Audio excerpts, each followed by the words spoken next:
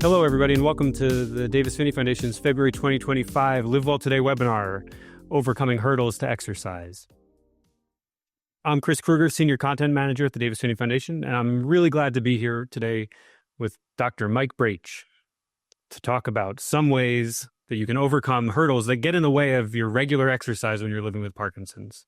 I wonder if you can just give a quick introduction for those who may not have caught your previous work with us. We've connected with you a lot in the past, and it's really great to see you again. So thanks for being here. Tell us a little bit about your background.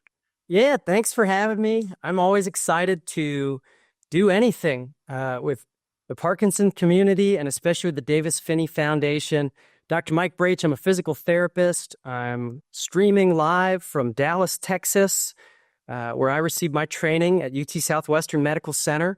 And I love what I get to do because I love exercise. And so my background, what led me to working with people with Parkinson's disease is many years ago in a different time for managing disease symptoms. My grandmother was diagnosed with an atypical form of Parkinsonism, progressive supranuclear palsy, which looks a lot like Parkinson's disease, acts a lot like Parkinson's disease, but it just progresses much more quickly, and it doesn't really respond to medication. And I remember when she had trouble walking, and since it was a different era, her neurologist said to her, "Hey, you're having trouble walking. Why don't you use a wheelchair?" And at that point, things started to go downhill pretty quickly for her.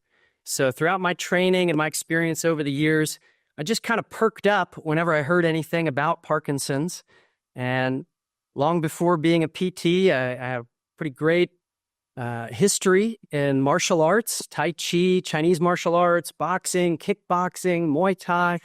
And when I learned that could be helpful, I just pivoted with what I do. And since then, I spent the last 8 years running a lot of groups for people with Parkinson's disease, talking to anybody who will listen about how exercise is medicine for Parkinson's disease, and trying to get anyone who will click on a link or accept a printed copy, a copy of the Davis-Phinney Foundation Every Victory Counts manual, which I still believe firmly is the best resource out there for people with Parkinson's. So that's a whole lot. We should jump into our content, but yeah, let's do it. Well, thanks for the introduction, and thanks for supporting our work and for plugging that EVC. It's a great resource, and if you don't have one, maybe Annie, if you can put a link to the EVC order page in the chat, that'd be great. Thanks. Also, I love all the use of the icons that people are, the reactions that people are using. I love to see that. Thanks. Keep that up. The more they come in, the better. From my perspective, I love to see them things floating up on the screen. Yeah, terrified of a thumbs down, though. Maybe do they have control of the thumbs down? Maybe not. Okay, so our topic is how to overcome hurdles to exercise that people with Parkinson's may experience, and there's so many examples of this. So many things can get in the way, from fatigue, anxiety, apathy. The sort of non-motor symptoms can get in the way, and dystonia, balance challenges, motor fluctuations. There's a lot to cover. But before we get into those details, Dr. Mike, I wonder if you can just offer a plug for why is exercise so important for folks living with Parkinson's? Absolutely. And I'm sure if you're watching this webinar live or recorded, you probably already know that exercise is medicine for people with Parkinson's disease. You probably already know what I'm going to say, but even without Parkinson's disease, a lot of people live by a phrase where they say, use it or lose it. And a lot of people have found over the years, well, shoot, when we think about things like neuroplasticity and making lasting changes in the brain, living well, aging well, maybe use it and improve it is a better way of looking at things. And we know exercise can have immediate beneficial and lasting benefits for function. We know longer term, if there are two versions of you, one who's active and one who is not, the one who's active is going to fare much better because you've got better circulation. Everything in the body is working better. But when it comes to brain health, you've also got a lot more blood flow to the brain. You've got a lot more oxygenation to the brain, making it more excitable, making you more alert. You've got important hormones that are linked with slowing the progression of symptoms. And so when we think about motor symptoms, short-term, things like dystonia are reduced. Things like rigidity can be reduced. Things like slowness of movement, bradykinesia can be reduced. And then when you think about non-motor symptoms, things like quality of sleep, mood, depression, apathy, anxiety, all things that can not just ruin your day, but take a lot of your personal power away from you. Those are all things that can be modified by exercise and impacted by exercise, which in my experience over the years really helps people improve their locus of control. And it really helps people regain a sense of personal power of there's some stuff in life I can't control, but I can keep working on this. And that can help me do a little bit more in the face of a disease that normally just takes stuff away from people. Yeah, that's an interesting observation. Just jumped into my mind that I've taken on. So I've happened to live with Parkinson's. Just for those in the audience who may not have caught wind of that yet, but I do. I was diagnosed when I was 37, and the number of things I do now for exercise, like the ways my world has opened up because of Parkinson's, and the ways I move now that I didn't move before, it's really kind of neat the ways that I've learned from physical therapists. So I want to just note real quickly that in this conversation, we're not going to focus too much time on how to find a physical therapist, but my colleague Annie will put some links in the chat that might be able to help you find somebody who you might be able to work with in your local community to sort of maybe get some support with regards to the needs you might have in your local area. So that said, Dr. Mike, I want to jump into the question. We actually received this question earlier before the webinar began, and I wonder if you have thoughts about this. The question was this. The person wrote in, my husband has Parkinson's and he's exercising a lot every day. I feel his exercise is not as efficient as it should be, maybe because he can't do things very efficiently because of his Parkinson's, or maybe it's just that he doesn't know exactly what he needs to be doing to exercise. For example, he swims daily, but his right hand and right leg are doing very little movement due to Parkinson's affecting the right side of his body. She's wondering, the person who wrote in was just wondering, what can she do to help him work with somebody to know what he needs to do to work on, how can he focus on what he needs to work on to improve his swimming, for example? Yeah, well, first of all, kudos to him for swimming and exercising, because, there's a lot out there about different types of exercise and what's helpful, but it's easy to get lost in the research. It's easy to get lost in resources when in reality, what you do consistently and safely makes a big difference. But when we're talking about this is somewhat of a common scenario that I've run into both in the clinic as a physical therapist and, running a lot of specialty group programs for people with exercise. And usually the way I run into it is with walking. And I'll try to answer a lot of different sides of this, but what we're talking about is a phenomenon where, and I usually hear it explained this way. Somebody will say, oh, well, my right side, that's my Parkinson's side. Where something, arm, maybe leg, maybe arm and leg, doesn't move quite as well or as easily as the other side of the body. And, we know Parkinson's disease is a central phenomenon in the brain. So it's not like a stroke where one side is affected and where, one side might have severe tone where it's hard to move altogether and you can't modify it. The good news for people with Parkinson's disease is a lot of times, there might be stiffness, there might be rigidity, but a lot of times you can keep that moving even though it's a side that's more affected by Parkinson's disease. It tends to show up, especially in the clinic. I've seen it early on with folks who are talking about walking, and they're saying things like, hey, I noticed when I'm walking, I'm a little wonky, they'll say, or my wife or spouse or significant other notice when I walk, especially at a faster pace, one arm gets really stiff and doesn't swing as much as the other. And so I could see how that would show up in swimming as well as in plenty of other activities. The good news, though, is, again, that Parkinson side that we're referencing usually has pretty good muscle strength, usually has pretty good range of motion. And what a lot of people have reported to me over the years with some training is sometimes with an external cue, they're able to regain some control. Sometimes with internal cueing, and we'll get into this in a moment, they're able to regain some control.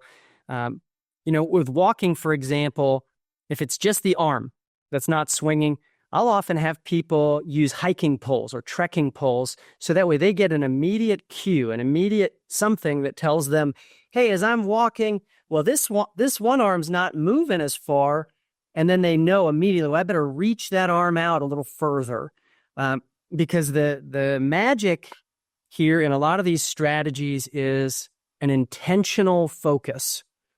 And you know, the neuroscience of it is a little tricky, but the general idea is automated movements can get reduced.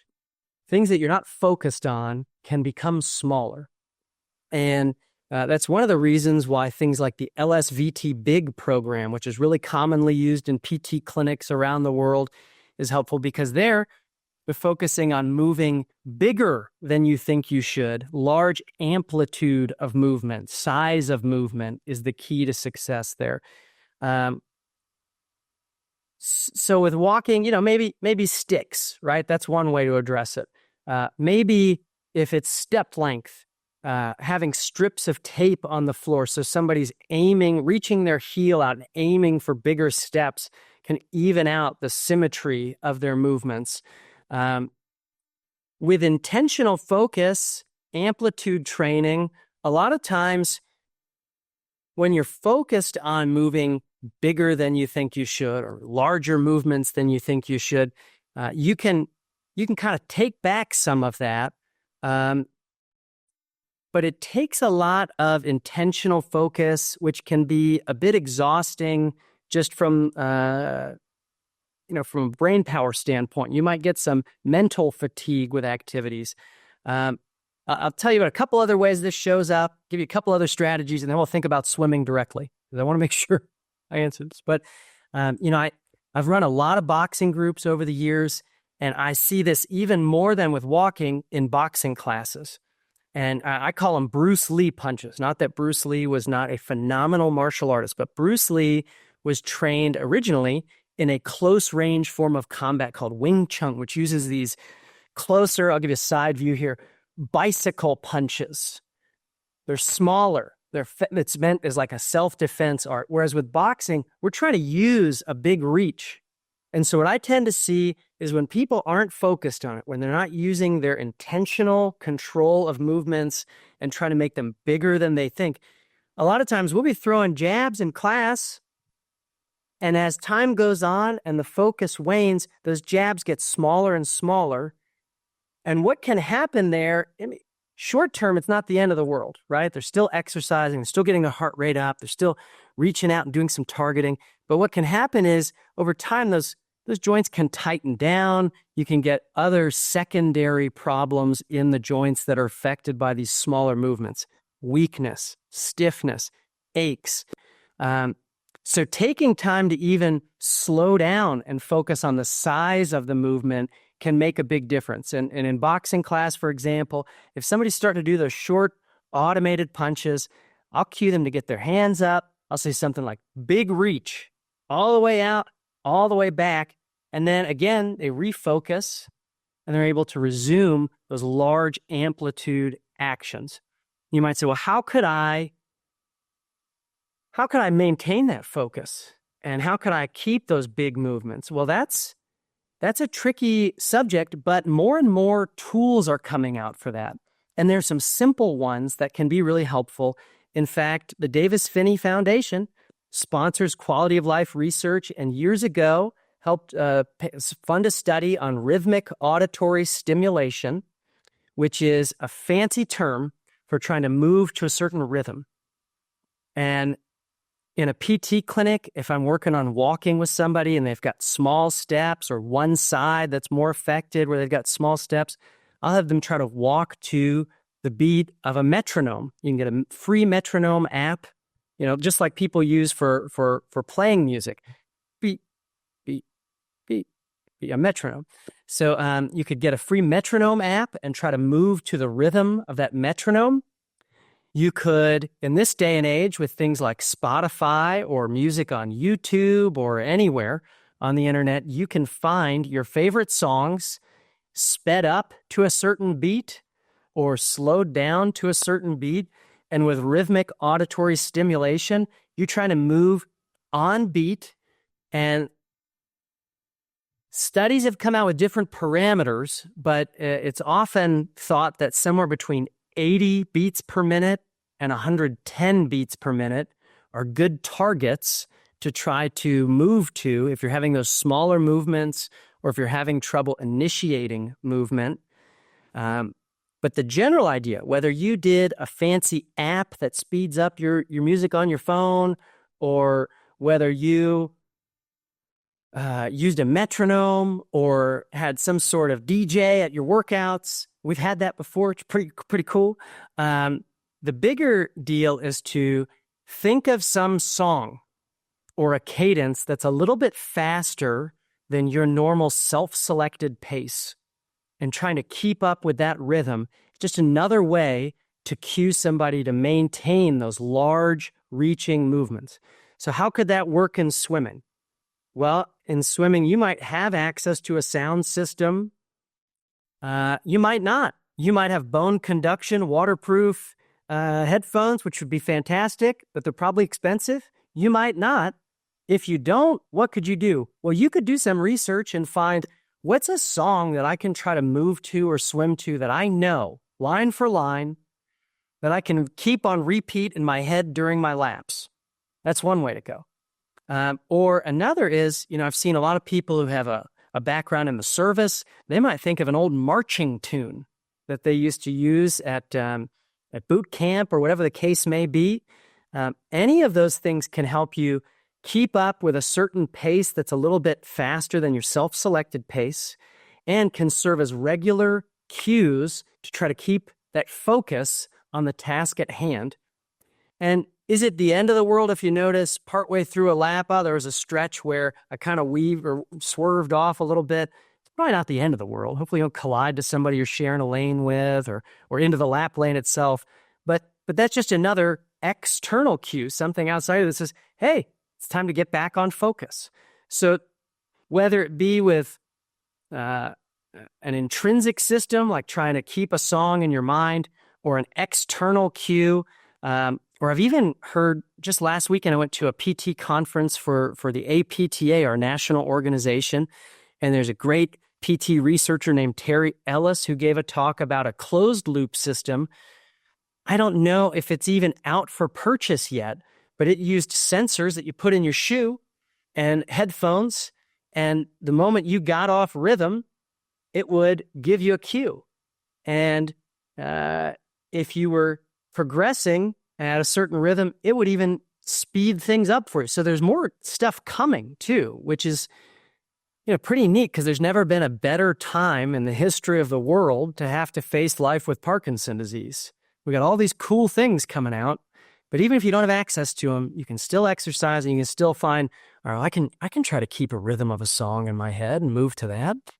Yeah, you said something at the beginning of your remarks here that I thought was interesting, namely that, having a little bit of abnormal tone or having some decreased mobility, it doesn't mean you can't do the work of the exercise you want to do. So just for example, I'll say for myself, when I swim, first of all, I'm like the worst person when it comes to being in the pool.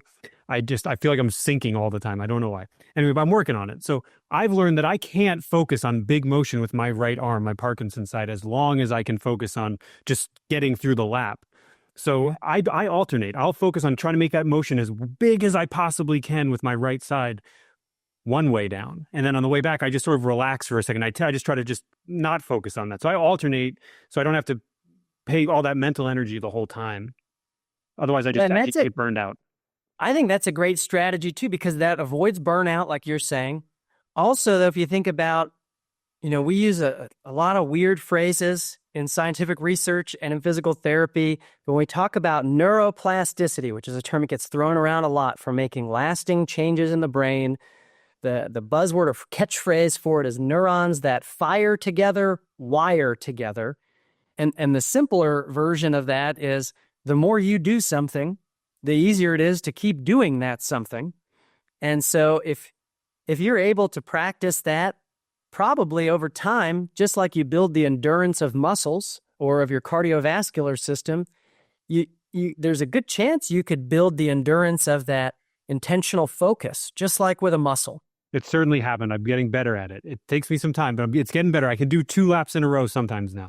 Anyway, so let's move on to another topic because I want to make sure we don't lose track of some of these great questions we have coming in the chat. And fatigue, we're going to get to fatigue. I see somebody just put a question about or comment about fatigue. Before we get there, though, let's talk about on-off fluctuations. I know this gets to be a challenge for people.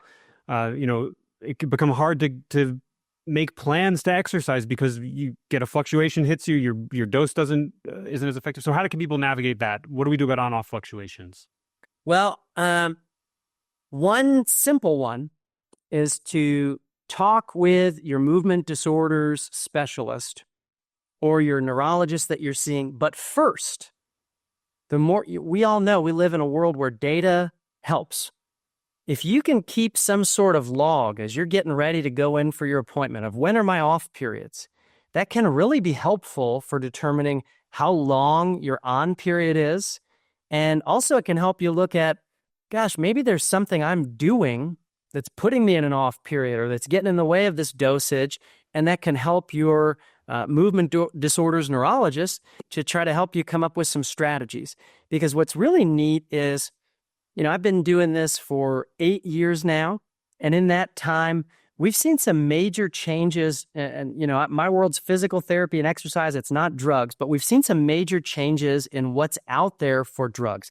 There's long-acting carbidopa, levodopa that can give people more of an on period. There are new medications that have come out that help smooth out some of those up and down periods. There have been major advances in DBS, deep brain stimulation, which is a little scary, but also very effective for a lot of people and worth exploring. If you're having profound off periods, there are intrathecal pumps, so pumps that get the medication right into your system where it's best absorbed. There's subdermal access to medication now. There are emergency inhalers that you can use to give you a quick dose. So there are a lot of different tools out there from a medication standpoint, but I would be remiss too if I didn't bring up a couple of the captain obvious things that probably neurologists and pharmacists have said to a lot of people with Parkinson's that get easily overlooked. And the simplest one is this: taking medication with a full glass of water. And people will say to me, I drink water all day. The difference, though, is it's not just about being hydrated or dehydrated.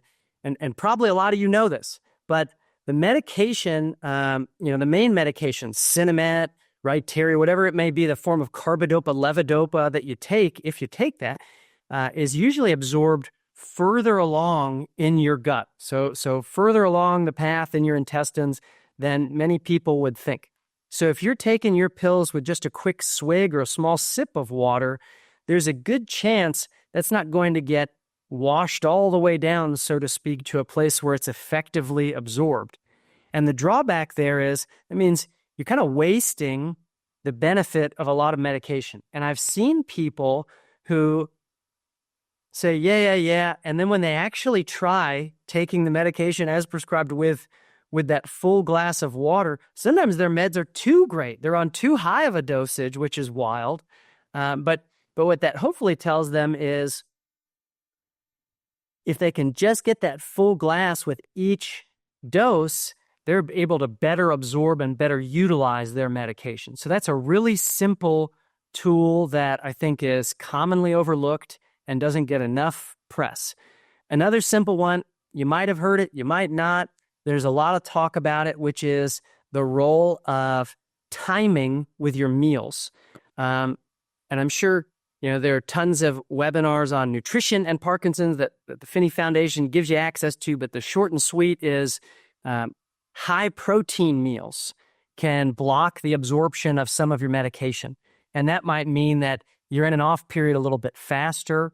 So if that's the case, just a simple change in the timing of when you take your meds can be helpful. And that's why I think if you've got a log of when you take your meds, when you have these off periods, how long they last, you can really go a long way analyzing that with your neurologist. Obviously other things come into play like sleep. Obviously other things come into play too, like stress, it can get a little tricky. But if you're somebody who's experiencing a lot of fluctuations, it might take a little bit to work through changes to dosage and timing, but I would encourage you to work out during your on periods, prioritize your exercise during your on periods, and to try to be patient with the process, because as all of you know, with Parkinson's disease, there can be a lot of moving parts when it comes to a medication regimen, and regular contact with your doctor helps. Little tweaks here and there might take a while to kind of ease these things and work it out. But if you can prioritize your exercise during those on periods, you'll get even more out of your meds. And so I think that's really interesting, because I was thinking about your first observation about keeping a log. When I started to keep a log, I noticed for myself that there were patterns that I didn't recognize just when I wasn't writing it down. And so I was going to the gym too late, is what I was doing. Okay. And I needed to go a little earlier, and then I wouldn't have as much of an issue. So I didn't notice that until I started writing it down. So that's one way that the log can help. You might notice a pattern that you didn't notice before. And another thing I wanted to just observe is that, a person just put in the chat that not everybody has that protein issue. And maybe that's true. But the point is, you got to think about it for yourself. And you have to try to keep track of that information so you can learn what gives you more impact than than it might give your neighbor who you go to the gym with, they or somebody in your support group. So, just keeping the logs is a good idea. And one other little quick observation is that I'm going to say something I shouldn't maybe say, but my movement disorder specialist gave me permission to add a half a tab every time when I get to the gym. He said, get some water so you're hydrated, and just take another half tab. And then that seems to help me a little bit. Now, maybe for you, that's not okay, but you might want to ask your movement disorder specialist about that too. Is there a way to time an additional dose of your medication around your exercise? Is that appropriate for you? Because that too can help. It helped me for sure. So, Mike, let's move on to fatigue. It's obviously pretty common for people with Parkinson's to have fatigue. It's very challenging. So what are your thoughts about navigating exercise when fatigue is a particular challenge? Yeah, fatigue is really common and really tricky, but there are, again, some really helpful things that can happen here. And, you could say, well, what's the source of the fatigue? For some people, if they've got profound dystonia, well, of course they're tired because they're pushing through really stiff muscle, which is exhausting. For other folks, their fatigue is more because of sleep disturbances, which are a hallmark feature and a common symptom of Parkinson's disease. For other people, it could be because of stress or off periods. No matter what the cause, there are a few simple things that, again, at the risk of sounding like I'm just calling out the obvious, I think if it's important, it's worth repeating. And one thing that I keep running into over the years of working with people with Parkinson's is this cycle that gets pretty nasty of, I'm tired. I'm really tired. Maybe I feel heavy when I move. Maybe I've got a lot of brain fog. Maybe I'm just exhausted. Either way, I'm of the mindset of naps are wonderful. I've got a buddy who says his daily nap is part of his spiritual practice. But I can't tell you how many scientists I've seen over the years give presentations about sleep hygiene. And they say, especially for brain health, and especially for people with Parkinson's disease, naps can be helpful, but there is such a thing as too much of a good thing. And I know if you slept awfully last night, you might think, well, let me get a long nap today. But what can happen is if you nap for too long, well, then you throw off your circadian rhythms and it makes it harder to get really good sleep tonight. So there's kind of a sweet spot for napping, which is somewhere between 20 minutes and about an hour.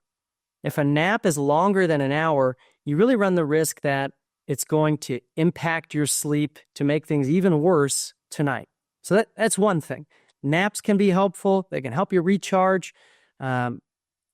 Another thing that's really helpful, though, is, and this one is a little tricky, It's the concept of faking it till you make it. And I say that because often when you're tired, and I fall into this, everybody I know falls into this. When we're tired, the last thing we want to do on this earth is exercise, right? And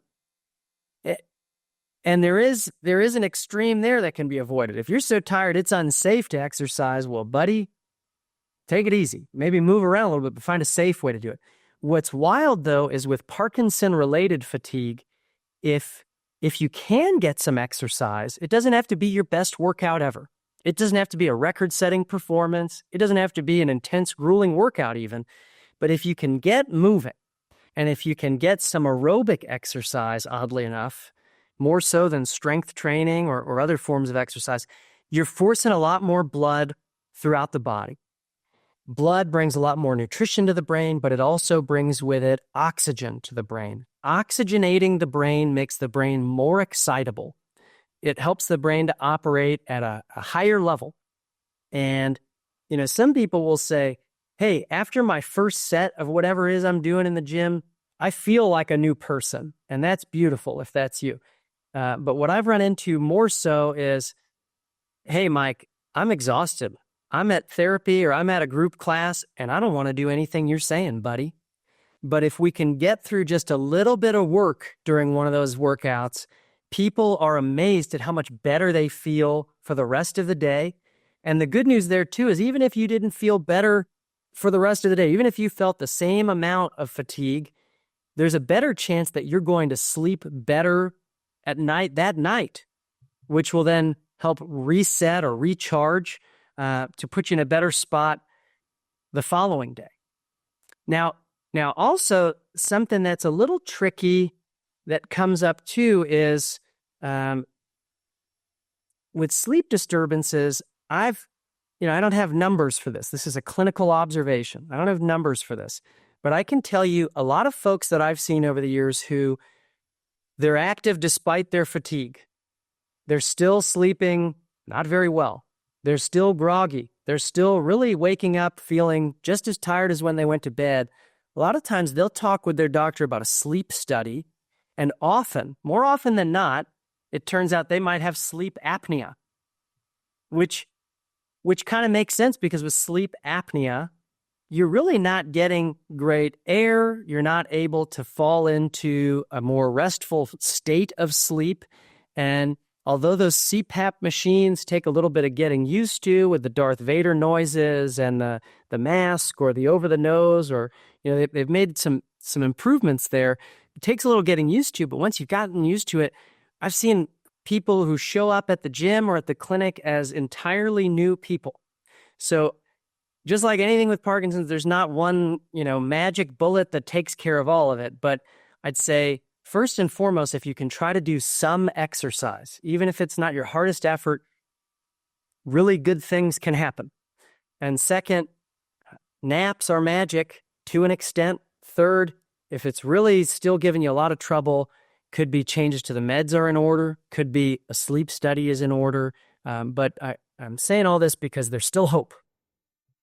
Yeah, so thanks for that. I learned yesterday I really wanted to go for a run. I just couldn't make myself do it. And instead I just did some light stretching. I did a little bit of yoga. I did about 30 minutes of a yoga practice that I just sort of made up as I went.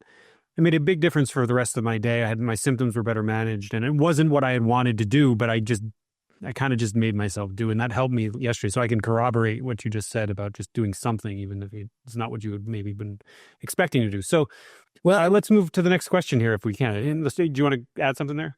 Well, I was going to say, along the lines of fatigue, there is something to the power of the mind of, I'm just going to do this anyway. And many years ago, I read a book about Olympic athletes called On Dove's Wings, which talked about how Olympic athletes can pass a lie detector test because they're able to lie to themselves so much in saying things like, I love the training. This is the only thing I want to do. This is the only place I want to be.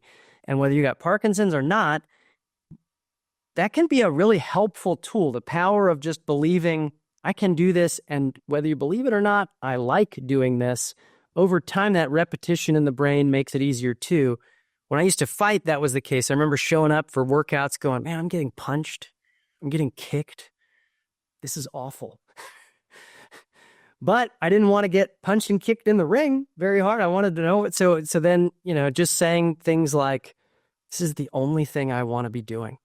I like this. This is the only place I want to be. Over time, I was able to fall in love with training, and that was helpful. And I've seen that true for people with Parkinson's too. So I'll shut up, but we can move forward. Well, let's not have you shut up. Let's have you address another question if we can. Ready? Here it comes. Somebody once said to me, one person emailed us, or anyway, and they said, my balance just isn't good enough for me to exercise. I feel like I'm always about to fall. What can people do if that's a problem for them? How can they stay active? Yeah, that is a great question. And I know that's one that doesn't affect everybody, but it's important. And one plug I've absolutely got to make is that is a great time to get in touch with your friendly neighborhood physical therapist. And you might say, well, why a physical therapist? And I will say, because they have training to uniquely tease out which aspect of your balance is most affected. And that will help to come up with a custom plan to work specifically on your balance. And you could say, well, hang on, Mike, what if I just do some balance exercises I find on YouTube or something like that? If they're safe, and if you feel safe doing them, that's okay. But what's even more effective is getting something specific to your needs. And I like to warn people when it comes to balance training, it's just a totally different ball game than other types of exercise. With aerobic exercise, you're working hard because your heart's beating fast, you're sweating. If you sweat, you're huffing and puffing for air. You're having a hard time carrying on a conversation. With strength training, you're working hard because those muscles are burning. You're shaking, and I don't mean a Parkinson-related tremor. I mean, I can't perform another rep because these muscles are fatigued. With balance training, it's working because you feel pretty uncomfortable. Like, hey, I don't feel so stable. And there's a threshold of discomfort I like for people to think about when it comes to balance training. If it's too easy and you're not getting any kind of challenge, well, it's not going to change anything in your brain or in your body. If it's too hard, it's hard to safely work on balance because then you're falling over onto the floor. So again, with a PT, you can figure out, okay, is it my vestibular system? Do I need to get some eye movements involved here or some head turns involved here? Is it somatosensory input, things like proprioception, where I need to focus more on where my feet are and how I'm shifting my weight? Is it something like vision?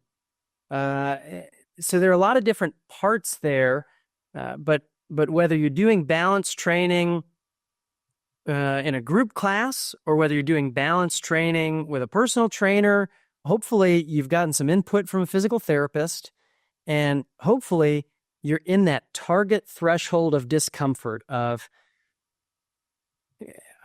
I know this is frustrating. I feel like I'm stepping out of whatever narrow line I'm walking on, or I feel like I'm unstable, but I'm still safe. That's the key realm to operate in. And we've made all kinds of games over the years out of balance training where, people think they got pulled over by the cops and they're doing we had one guy call it the DPS walk where he's, walking on like he's on a tightrope. But whatever the case may be for your balance training, I think it makes sense to really get some specifics from a PT. Also, if you feel unsafe, whether we're talking about improving your balance or not, it still makes sense to exercise. We just got to find a safe way to modify what you're doing for your exercise. And that's a little tricky, but it can be done. There are a wealth of chair-based exercise programs that are out there. There are a lot of different groups you can go to, whether it be, Silver Sneakers program, or maybe you've got some Parkinson-specific exercise groups in your town, or you find some online. But no matter what you're doing, there are ways to modify it. And I'll give you some examples. If in Tai Chi, I've taught Tai Chi for years. In Tai Chi class, if I've got somebody who's having a lot of trouble with their balance, maybe we're working on kicking, okay? And I'm going to, at the risk of showing you the high quality carpet I've got here at my apartment, maybe you're kicking, instead of picking the knee up high and reaching that leg out and pulling it back and putting it down, maybe your kicking more looks like, well, I'm unsteady today. I'm going to try to lightly step out first and just see how that is. That might feel unsteady. Okay, well, maybe that's your kick for today. Doesn't have to be that way forever, but maybe that's your kick right now. Or maybe I got to pick this foot up. I'm just going to tap it a little bit. Again, you're adding a challenge, but you're still safe. Or maybe I'm going to do a low kick and try to put my foot down. Or maybe I'm going to play it smart and I'm going to hang on to something or stay near something sturdy, like a wall or a railing or a really sturdy chair, not a chair on wheels or a light chair that I can hover my hand over to still participate but stay safe, or hang on to and still participate. Or maybe you just modify things altogether where you're seated. That's okay, because you're still getting your heart rate up. You're still getting some health benefits from exercise while you then work on balance elsewhere, like maybe in a PT clinic. You might say, well, hang on, this is the Davis Phinney Foundation, man. What about cycling? I've had plenty of folks that I've worked with who love biking, have some balance issues, say, I don't really feel so great about riding out in the community right now. Well, that's okay. Maybe you find a stationary bike. There's some great research studies specific to Parkinson's disease on stationary bike use. Or we actually debated starting a biker gang at my clinic. I'll save you spare some of the details because it gets a little goofy. But we were talking about getting some of those tricycle bikes. One guy has back pain, so he got a recumbent one with a flag that goes up high, so so people can still see him and they don't run into him. But there are a lot of ways to still do what you love doing and still get after it, but stay safe. Hopefully that. So I want to also plug our Pedaling for Parkinson's program, which is available locally, and there are also some online options. Which many times there's recumbent bikes in those facilities, and oftentimes somebody that may have balance issues can use an upright stationary bike, and if that's not feasible, the recumbent bikes are often an option. So, there's sort of gradations of option for you in terms of how you adjust and modify your cycling. And one other thought comes to mind too, which is you could have somebody spot you during your exercise if that's available. Or in Tai Chi class, we kind of played around with this and then applied it to other groups, even like dance classes and things like that. If you're having trouble with balance, you might focus more on the footwork instead of coordinating hand and feet, or instead of, if maybe you're in a boxing class during a round, you might focus a little less on the punching and a little bit more on the footwork. Those are just some additional tweaks. Yeah, so let's jump to a really, I'm going to ask you a hard one now. You ready for a hard one? Bring it. What do we do? Not that those were easy, by the way. This is a tricky one because it's such a really big challenge for so many people with Parkinson's, apathy. We had a question that an audience member sent in before the webinar, which was basically this: my husband is apathetic and has very little initiative as a result of Parkinson's. How can I encourage him without nagging him to get to exercise? How do we do it? What do we do to help us? Yeah. Well, first of all, kudos for nagging him, because he might not like it, but you're doing what you can to help him out. So first of all, nicely done. We should all be so lucky as to have someone that cares about us enough to encourage us to keep taking positive action. Apathy is tricky. It's complex from a neurochemistry standpoint. To most people, it also looks like depression. And you could say, well, the neurochemistry of it is different. And I've run into plenty of people over the years who suffer from apathy. One thing that's interesting that I found to be helpful is, again, kind of an obvious thing, but an overlooked thing. If you find a group you're more likely to be consistent. And whether you like to work out or not, you're more likely to show up and do more during that workout. And that also could give a break to whomever might feel like they need to nag.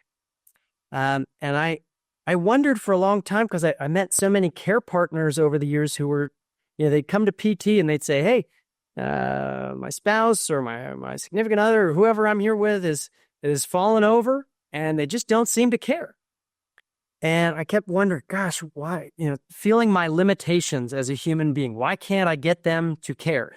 Well, I can't get them to care because of brain chemistry changes from Parkinson's. It's nothing to do with them. It's not that they're a bad person. They're not lazy. They're not causing any trouble. But what we found, oddly enough, is, again, that idea of fake it till you make it.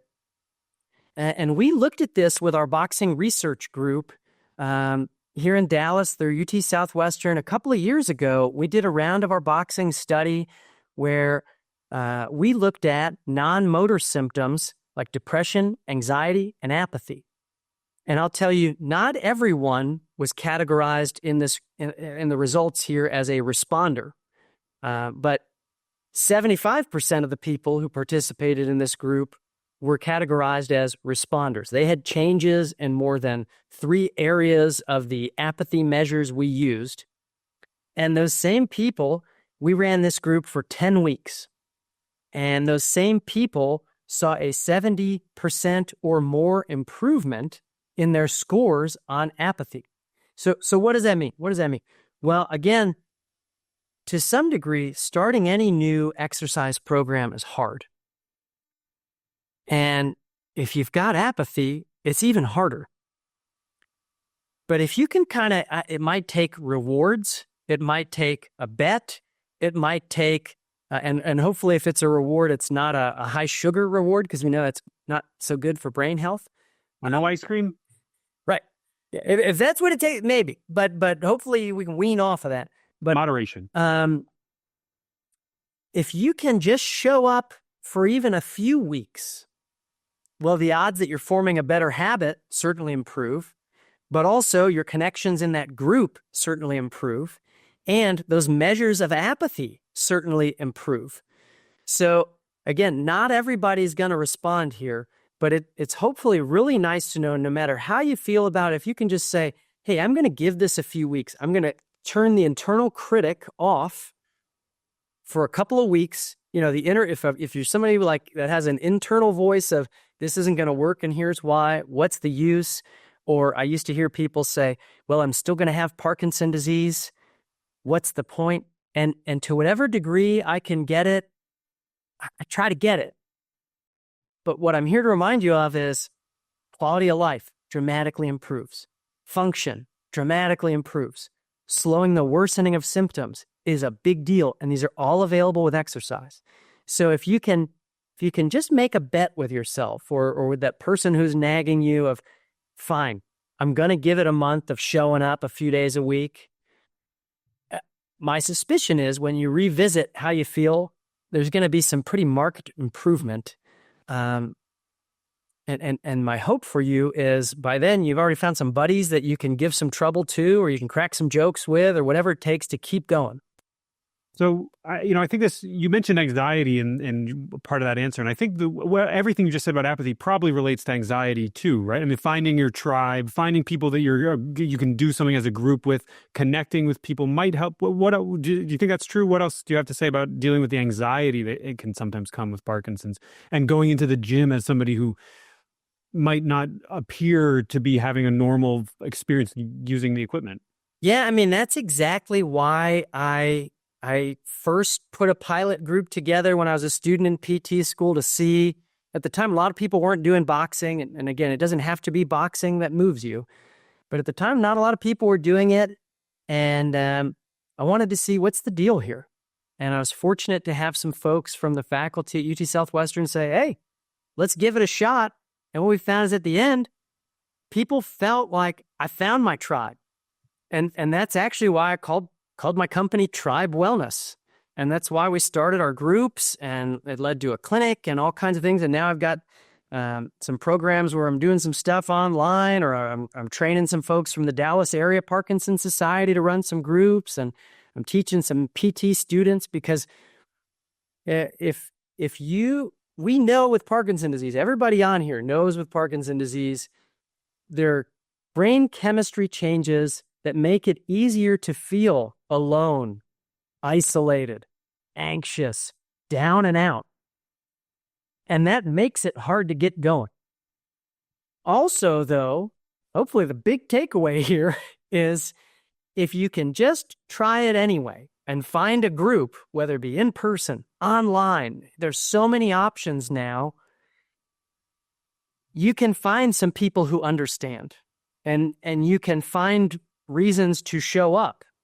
And that might help somebody who was not previously an exerciser. Maybe they weren't previously a professional cyclist like our man Davis, or maybe they weren't somebody who was a pro athlete or a jock in high school or college who can call back on those previous experiences. But then they can find, all right, well, I can get there. That's the hardest part. I can build habits to get there. Okay, well, then I can find some community. Oh, shoot, then I picked up some tips from my friend at this class, or, I shared a book or a resource, or, we found with our groups, even during the pandemic, when the world felt so alone and isolating everybody, we were doing crazy stuff. We started a quarantine cookbook where people traded recipes. It brought us all closer together. We did a baby photo Guess Who competition in our group, and that was a ball. We started doing a virtual home and garden show, virtual pet show. We didn't record this one, but we did a lip sync battle, a virtual lip sync battle. All of a sudden, all these people who previously felt pretty alone and isolated were part of something bigger. And that's my hope for anybody with Parkinson's disease. If you find somewhere to go, a group to connect with, and if you find one you don't like, try another one. There are so many now. It's kind of like somebody explained it to me in one of our groups. They said, it's kind of like going to a bar. I was like, hey, I'm a physical therapist. I hope we're not promoting drinking in class, But this guy said, well, hey, if you go to a bar and you don't like it, you just find another one. There's another one down the road. And eventually you find one where you like going. And I was like, oh, okay, well, hopefully we're applying that thought process to exercise and not to consuming alcohol. Because if you didn't have a balance problem before, well, you drink enough whiskey, you'd probably have a balance problem. But my point here is just keep trying other groups. And if nothing else, you're getting a lot of activity, but then also you're finding other places and other ways to move. There's dance for Parkinson's. There's people are doing yoga and Pilates for Parkinson's now. People are doing hiking and walking groups. People are doing pedal for Parkinson's. There's boxing. There's Tai Chi. You name it. There are adaptations. There's even rock climbing now for people with Parkinson's, which is fantastic as long as you don't have existing shoulder problems. But if you find something you like, then it's a lot easier to keep going. And from there, you can tweak things and you can add, all right, well, maybe I need a little bit more stretching on my own time. Or maybe I need a little bit more leg or hip strengthening on my own time. But you can work from there. I'll pause and see what else has come up here. Well, there's a number of things that have come up, and this time has really flown by. We're already almost at the hour, but I wonder if we can sneak in a couple more quick ones. Do you think we can do it? Sure, why not? Yeah, I don't try to get a couple ones. But let's do it. Let's see if we can get a couple of these questions. A couple of people asked about festernation of gait and freezing of gait. Yeah. Do you have any tips for things that could be done in terms of navigating that if it disrupts your ability to exercise? And I realize those two things are quite different, but yeah, they're quite different. And I sound like the stereotypical presenter for Parkinson's when I say this. Everybody responds a little differently. But there are some tried and true methods, and one of them might work for you, one of them might not. What we should know up front is freezing and festinating. We know those are symptoms that are never, if you're experiencing them, they're never truly going to go away for good. And that's a bummer. But there are some tips and tricks that can help you manage it and stay safe when you're experiencing it. And that is a really big deal because that makes it easier to show up and participate in life. And I've had some folks who, since Parkinson's disease is the poster child, as many of you know, I'm sure it's the poster child for the mind-body connection. One thing to know is if it seems like freezing or festinating out of nowhere got a whole lot worse, well, that might not be a progression of Parkinson's disease. It might be some new mental stress or some new physical stress. And I'll give you an example.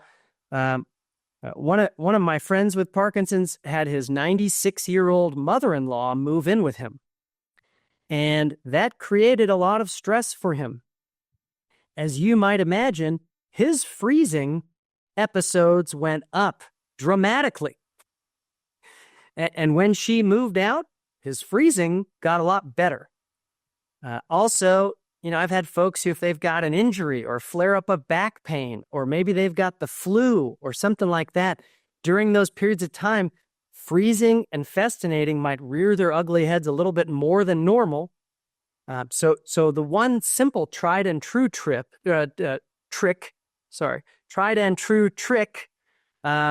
is to practice a relaxation response.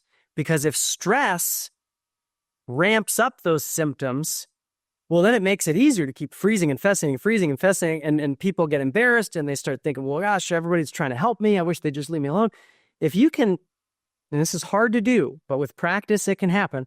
If you can pause, you're getting those fast feet, festinating, or you're just frozen, stuck, instead of thinking, I got to move, I got to go. If you can stand tall, take a deep breath, weight shift a little bit side to side, tune everything else out and focus on that next step, that's one thing that research confirms is absolutely helpful. And the more you practice that relaxation response, the easier it is to call upon that response in the heat of the moment. Because that's one of those things that's easy for somebody like me to say, but in the heat of the moment of a freeze or festinating, it's hard to call upon. So if you can practice that, you might practice that with a physical therapist. They might elicit your freezing and put you in situations where you're freezing so you can practice that. That's one great tip. Other people, I find, respond to things like we talked about earlier, rhythmic auditory stimulation. If I'm going out and I'm walking somewhere where I know I'm going to have some freezing episodes, some tight turns maybe, well, shoot, maybe I can try practicing walking to a rhythm or stepping to a beat, whether it be with a metronome or a music app or a playlist at a certain rhythm. That might work. Sometimes that works. For people who an auditory cue doesn't work, sometimes a visual cue works. And that's why some of those U-step walkers, which I love, if somebody needs a walker, I love those, and they don't pay me to say that, but I just love it because the brakes are great. But also they've got a laser level on them, and that laser on the floor gives you a visual cue to step over or to step on, and that can help manage a short-term episode of freezing. Other people have gotten really good habits of, I'm going to start picking my feet up high and marching in place. If I'm frozen, I'm just going to focus on marching in place. I'm moving my hands, but I'm imagining my knees, if that makes sense. You're marching in place. All of a sudden, it might be easier if you've done a few of those to initiate that big step. Another great one, we talked about looking at stepping over something. We talked about auditory cueing. We talked about other types of visual cues. Another one is sometimes people will, to change up the motor program, they might even have some success, and these are all ones to try. Reaching an arm out, changing the motor program, and then stepping, which is crazy. Or a similar strategy, similar brain response. I'm going to sidestep and then start walking. And one more still, which was kind of unique, but I've seen it work when some of those other tools haven't, is I'm frozen or I'm festinating. What do? Let me look at a spot off in the distance. I'm going to focus my mind for a moment. How many steps is it going to take to get to that wall? And I'm going to focus on counting those steps. Doesn't mean you're going to stop freezing, but when those episodes occur, having these strategies to manage them can really help prevent fall, which is a big deal, and can give you some tools to keep going despite the freeze. So I think with a PT, you could probably practice some more specific scenarios for your needs.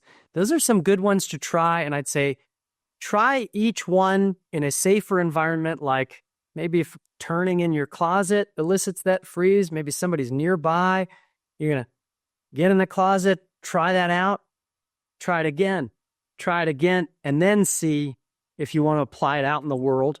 But coming up with a plan for how am I going to manage those scenarios can be really helpful to get you to an exercise session, help you keep going during an exercise session, or just get around in your daily life. Yeah, well, thanks for that, Mike. I really appreciate that, those sorts of concrete tips, and also the advice to make sure you do this in a controlled environment if you're going to try something new as an intervention to help with this, because falling can be, there can be consequences, and we would like to minimize that as best we can.